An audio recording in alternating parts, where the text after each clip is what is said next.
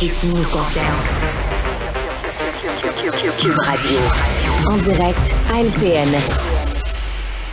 10h30, c'est le moment où on va rejoindre notre collègue Philippe-Vincent Foisy. Allô, Philippe-Vincent. Salut, Audrey. Début du caucus, donc, à Laval, des députés de la CAQ. Et là, Bernard Drinville va présenter ses priorités en éducation. Tu t'attends à quoi? Je pense que les attentes sont très grandes et déjà, on a commencé en coulisses à essayer de calmer ces attentes-là en disant on va donner une vision, on va y aller avec certaines priorités, mais ne vous attendez pas à beaucoup de chair autour de l'os. Mais quand même... Les grandes lignes. Certaines... Oui, ben c'est ça, mais d'avoir une certaine ossature, ça va déjà être bien, là. J'espère quand même qu'on va aller au-delà de la pénurie de main-d'œuvre, des meilleurs ratios, les écoles vétustes, d'avoir plus d'informations dans le réseau. T'sais, on le sait, c'est quoi les problèmes en ce moment dans le réseau. Espérons qu'on soit en mesure de dire autre chose qu'on va s'attaquer aux problèmes qu'on connaît déjà. Donc, quelles seront les priorités au-delà d'essayer de ramener le réseau à une norme normale, je veux dire, à une norme de base? Il y a tout cet enjeu-là de l'école régulière, là, parce qu'on a une école à 3 vitesses en ce moment. La CAQ refuse de changer ce système-là qui est le privé, le public, mais avec certains programmes spéciaux et, dans le fond, les classes qu'on va dire ordinaires, où il manque de profs, où on met dans les mêmes classes des gens qui auraient dû redoubler, des jeunes qui ont des troubles d'apprentissage, il manque de travailleurs en éducation spécialisée. Et donc, comment on fait pour s'attaquer à ce problème-là? Et c'est un peu comme si vous aviez une maison, vous avez 3 enfants, mais le 3e dort dans le garde-robe.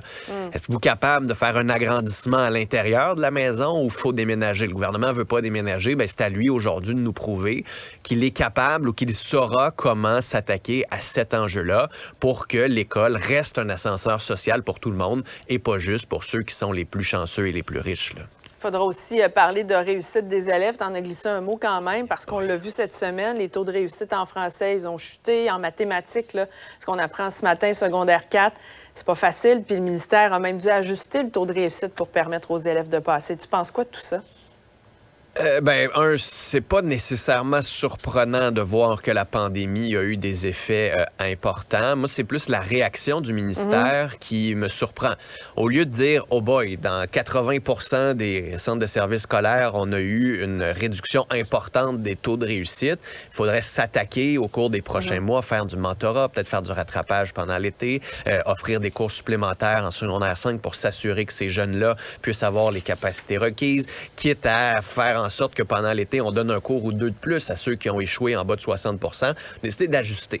Puis normalement, on a ça dans la loi qui dit, regardez, s'il y a un examen qui est vraiment difficile, on est capable d'ajuster la note, de donner 3, 4, 5 % de plus, puis ça fait en sorte que l'examen était compliqué. C'est normal. À un moment donné, si on veut que tout le monde puisse passer selon leur capacité, la maîtrise de leurs compétences, allons de l'avant.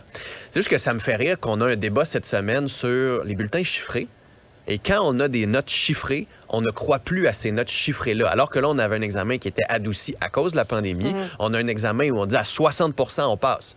Ça, c'est le chiffre. On s'est donné un chiffre. Mais là, on dit tous ceux qui sont en bas de 60 %, finalement, les compétences sont peut-être là, mais...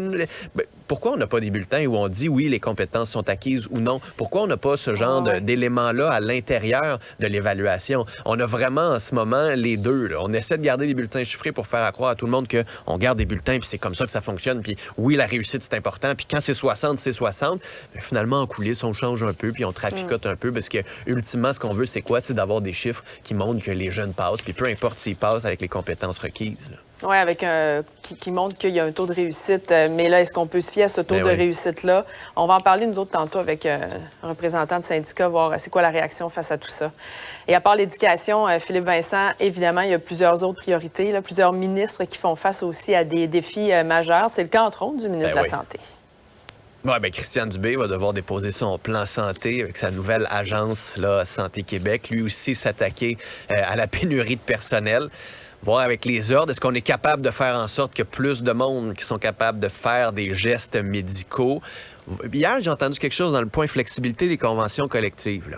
Hier, le gouvernement a dit on va essayer d'engager dans le réseau des infirmières avec les mêmes conditions que les agences. Puis, souviens-toi, ça fait longtemps que je dis que ça serait une bonne idée d'avoir cette flexibilité-là. Est-ce que les syndicats, est-ce que le gouvernement vont être capables? Mais si on arrive à ça, que l'employeur public redevienne un employeur de choix, ce serait une méchante bonne nouvelle. Il y a aussi Pierre Fitzgibbon qui va avoir de gros dossiers en énergie. Outre remplacer Sophie Brochu, va devoir amener cette consultation sur l'énergie, développer la filière batterie. La récession aussi, les PME regardent la prochaine année avec difficulté. Est-ce que le Québec et le gouvernement vont être là pour investir? Puis en terminant, petit mot sur l'environnement. Lui aussi, un gros dossier pour Benoît Charette, notamment avec la fonderie Horn, notamment avec la stratégie Caribou, mais surtout avec l'eau. Les redevances sur l'eau, ça fait un bon moment qu'on nous en parle. Puis le plan pour les GES, il manque toujours la moitié des mesures pour atteindre nos cibles. On l'attend avec impatience. 2030, ça arrive bientôt. Là. Ils n'auront pas le temps de s'ennuyer, c'est le moins qu'on puisse dire. Ah, puis nous autres non plus. Oui, non, absolument. Merci, Philippe.